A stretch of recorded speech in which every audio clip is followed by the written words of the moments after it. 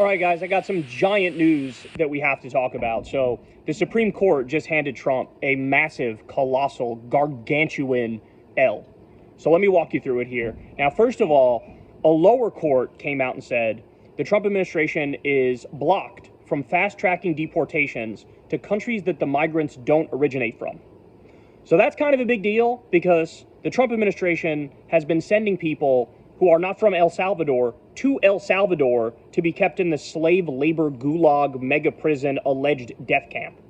And so a lower court said, no, that's not a thing. You're making this up. You are blocked from fast-tracking deportations, sending people to countries they did not come from.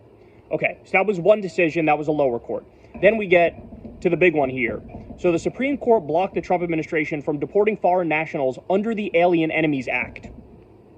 So this is them saying, hey, pump the brakes, hold your horses. We're going to hear the case on the merits. It's going to go through the process. But for right now, what we're saying is, sorry, no more deportations under the Alien Enemies Act. Now, I've read articles that say different things on this. Some of the articles say this is particularly related to this district in Texas where some people who were going to be sent to El Salvador are being kept at a detention facility. So some of the articles say that. Other articles seem to imply, no, this is more broad, that basically any deportations that Trump is using the Alien Enemies Act, which right now, by the way, is like all of the deportations, right? They're saying, no, sorry, you can't do this anymore. Okay, so that's huge. Now, couple things about this made it unique and very, very interesting, and it shows like an interesting dynamic. The Supreme Court very clearly knows Trump was lying about what we said in our last decision. Stephen Miller was lying about what we said in our last decision, because they're going out there saying, hey, we won the case 9-0. That is not at all what happened. That's not even close to what happened. In fact, it was 9-0 that you have to give everybody due process, right? They totally twisted that, mangled it. They were spinning it. They lied about it relentlessly. The Supreme Court knows that, and they're really not happy about that, okay? So get this. Here's what made this very unique.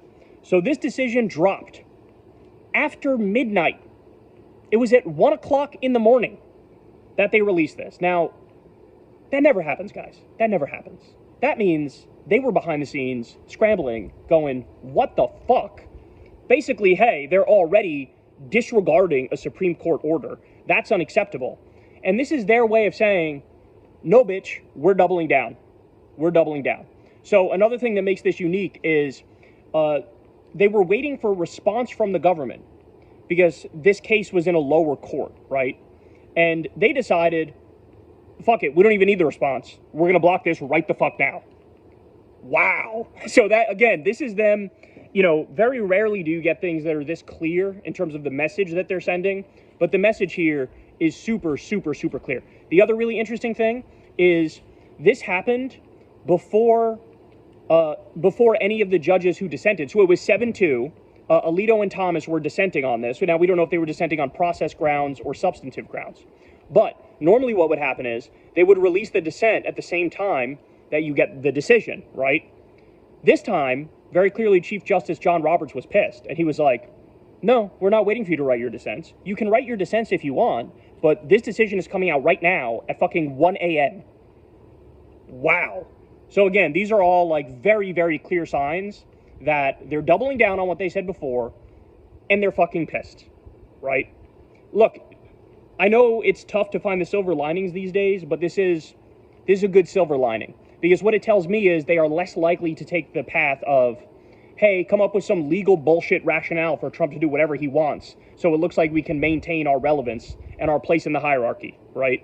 And that was a real concern that they were going to do that, a very, very real concern. But it looks like they're really trying to draw a line in the sand, and they're really trying to say, no, we didn't stutter.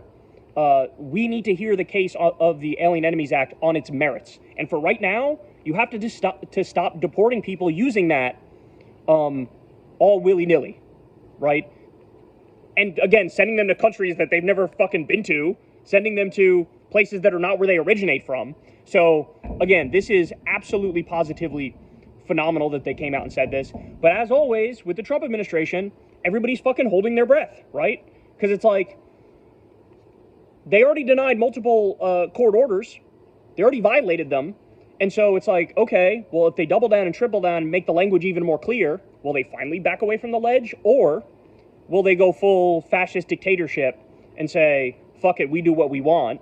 And then, look, it could always get even worse than that, right? I don't know how much longer it is. If they really decide to keep going down this path, I don't know how much longer it is until they go round up Letitia James and Jack Smith and Judge Boasberg and all these people and fucking lock them up as political prisoners, right?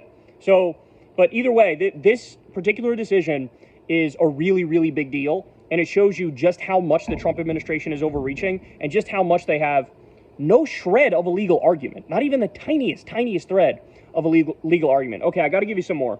So on the same topic of the deportations, which really, again, I should be clear, these aren't deportations. Deportation implies some degree of due process. There's no due process here.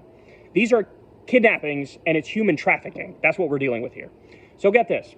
A guy by the name of Juan Carlos Lopez Gomez, a 20-year-old U.S. citizen, was being held in the Leon County Jail on Thursday, and he was charged with illegally entering Florida as an unauthorized alien. He's a U.S. citizen. He was charged with illegally entering Florida as an unauthorized alien. So get this, ready? So his mom shows up at the court and starts waving his birth certificate around. Say, here's his birth certificate. She had his birth certificate, according to one article. According to another one, she had his social security card, too. She goes, look, this guy's a citizen. Like, what the fuck do you want me to say? Well, like, what are we doing here, right? The judge goes, I'm in no place to make a decision here, so it is what it is. I guess you got to stay in jail. What the fuck is this country becoming, bro? Like, what is this country becoming? What is this? I am at a loss for words, man. Does it get any lower than that? That could literally be you or me or anybody, right? Now, by the way, let's be clear. Gee, I wonder why he was singled out. Juan Carlos Lopez Gomez. It's a classic, like, hey, he's brown. And by the way, I think he only speaks Mayan. And it's a language, you know, in the U.S., the dominant language, of course, is English, but then Spanish is behind that. He speaks Mayan. And so that, I guess there was like a language barrier as well. So, of course, it's like, hey, brown guy speaks a different language. Got to be illegal.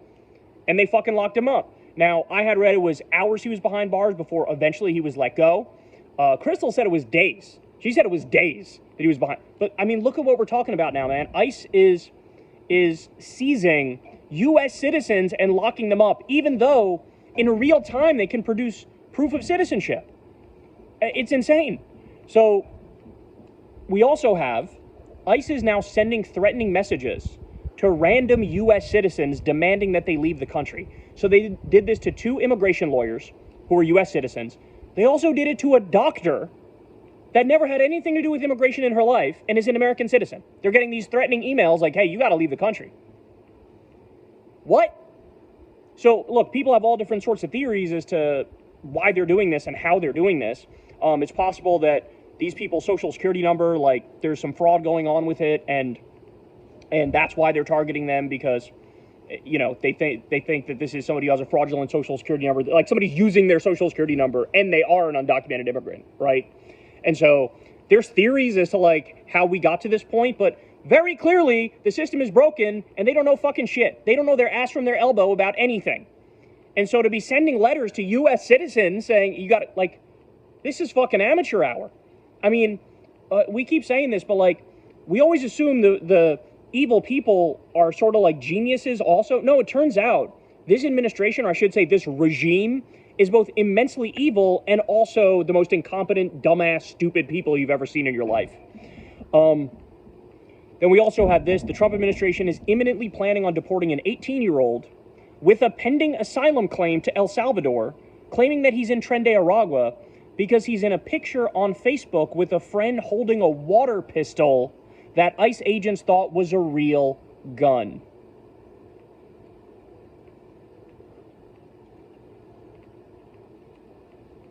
What do you even say to this, bro? What do you even say to this? I don't know. But we're getting nightmare stories like this every single day. Now, I will give you a little bit of good news. Well, actually, there's a bunch of good news. Right now, as I'm talking to you, there's another hands-off protest happening all around this country. It's probably, yet again, hundreds of thousands or millions of people protesting Trump as I talk to you right now. So the people are standing up, and that fucking matters, man. That really matters. And shout out to all of you who are out there doing God's work. So that's one piece of good news. The other piece of good news is this. You ready? This one, holy shit, did me and Crystal take a deep breath when we saw this one. Ready? So this is from CNN correspondent Natasha Bertrand. She says, as Sunday deadline looms, so Sunday is tomorrow, for recommendations, excuse me, hold on. I just got the low battery thing. Anyway, let me continue. As Sunday deadline looms for recommendation to Trump regarding invoking the Insurrection Act, CNN has learned that the Department of Defense and Department of Homeland Security will not recommend that Trump invoke it. For now, this would have allowed troops to help arrest migrants. Hegseth and Noam will say in the memo that the authority is not currently needed. Oh, sweet Jesus. Oh, my God. Oh, my God. Now, look, we're not out of the woods yet, right? Because, again, they're stressing for now it's not needed. But I don't trust Hegseth. I don't trust Noam. And the second Trump actually feels like he's backed in a corner, his poll numbers are super low, and there's no way out, I think he will go full authoritarian, full fascist, do martial law, do the Insurrection Act, deploy U.S. troops at the border, but also at that time, he probably will say all protests are illegal terrorist activity, right? He'll give himself extra emergency powers. So we are not out of the woods by any stretch of the imagination, but according to this report from this CNN correspondent, what she's saying is, for the deadline of 4/20, which was the original one that we were fucking super fearful of, because there was all this evidence he's gonna invoke it on 4/20, they backed off of that. Holy fucking shit. And I honestly, I wonder if that has to do with the immense amount of resistance that we're currently seeing. There really is a lot of resistance that we're seeing. And I don't even know if we talked about this yet on the channel, but Chris Van Hollen, Democratic senator, went to El Salvador, demanded to see Kilmar Abrego Garcia, because he did that, and because there's been a tremendous amount of noise and anger over this. What happened? They had to relent. They let Chris Van Hollen meet Kilmar. They tried to put on, like, Bukele tried to cover his tracks and put on a show over it. He gave him his regular clothes. He didn't keep him in his, like, prison jumpsuit. And so Van Hollen got to talk to him. Hey, how do you feel? What are they doing to you? Are they torturing you, etc.? Apparently, he's deeply traumatized about what's happening. He really had no clue what the fuck was going on. But Bukele tried to slip them margaritas and pretend like they were sipping margaritas. They originally wanted to do the photo shoot by the pool or by a beach, because they're like, oh, let's make it look like, hey, everything's great here. He's basically on vacation. So they tried to do this, propaganda war. But again, I think the reason why ultimately they ended up caving and showing the world that Kilmar is still alive is because there was so much noise and anger and passion and hatred and vitriol and protest over what had happened to Kilmar. The media would not shut up about it, which was great. The people would not shut up about it, which is great. Trump was pelted with questions over it, which is great. And so that right there shows that pressure works, bro. Pressure works.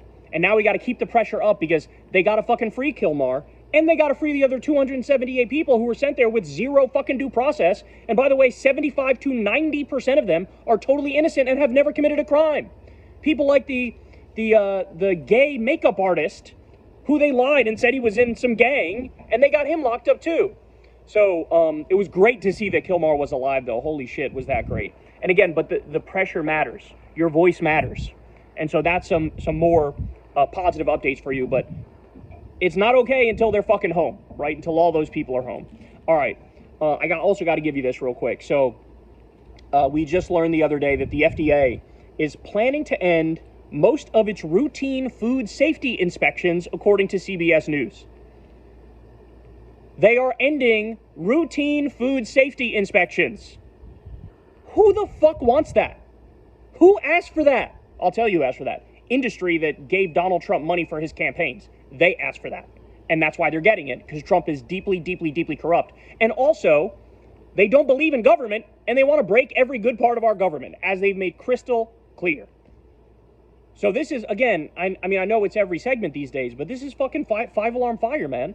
The food you eat, I eat, our kids eat, our parents eat, our grandparents eat, that shit is going to have E. coli and salmonella and listeria and Lord knows what the fuck else, because we're going back to, go read the book, Upton Sinclair, The Jungle. Go read that book. That was like the horror stories of having no proper regulation of the food industry under capitalism. I mean, holy shit. We're going to be eating feces-tainted food left and right. I mean, these people are really destroying everything that's good about the government. Now, by the way, so we learned that the FDA is no longer going to do routine food inspections, which, by the way, just to be clear, all of this is illegal. All of the funding cuts, all of the destroying the different regulatory agencies, that's all illegal. That's all Elon stuff and Doge stuff. None of it is legal. And every court that's looked at it so far has said, hey, you got to stop firing these people. Hey, you got to stop making these cuts, et cetera, et cetera. But ready for this? So NBC News reported a deadly E. coli outbreak hit 15 states. But the FDA chose not to publicize it. The outbreak linked to romaine lettuce killed one person and sickened at least 88 more, including a 9-year-old boy who nearly died of kidney failure. So, do you understand what happened here? The timeline is, the FDA learns, oh my God, we have an E. coli outbreak. 88 people sick, one person dead, 15 states, a 9-year-old boy nearly died. They knew there was an outbreak, an E. coli outbreak. They literally buried it. They hid it. They didn't say a goddamn word to the public. They said, let him eat E. coli. Let him eat shit. Who cares? And then immediately after this, they turn around and go, you know what? Too much of a headache. We're going to stop all of our routine food safety inspections. And what they say is, we'll let the states do it, or we'll let local governments do it, or maybe we'll privatize some of it. Again, they're destroying everything, bro. Everything. Unbelievable. And just final point on this is, I like this tweet. Somebody said this. Some of y'all forget the reason we have food safety regulations is because companies used to do things like adding chalk to spoiled milk so it looked normal. Regulations don't exist because governments enjoy them. They exist because pure, unadulterated capitalism would kill us. And that's exactly right. And they are trying to do just that. So anyway, guys, definitely tune into the show on Monday. There's a lot of stuff I could have talked about right now, but I wanted to save it for the big show where I have videos for you and pictures for you and articles for you and things of that nature. So definitely tune into the show on Monday. There's a lot of stuff I didn't get to and a lot of stuff I still want to talk about, but I wanted to give you guys some breaking news right now, or somewhat breaking news, I should say. Everybody, for those of you who celebrate, enjoy Easter tomorrow, and I will talk to all of you soon. Peace.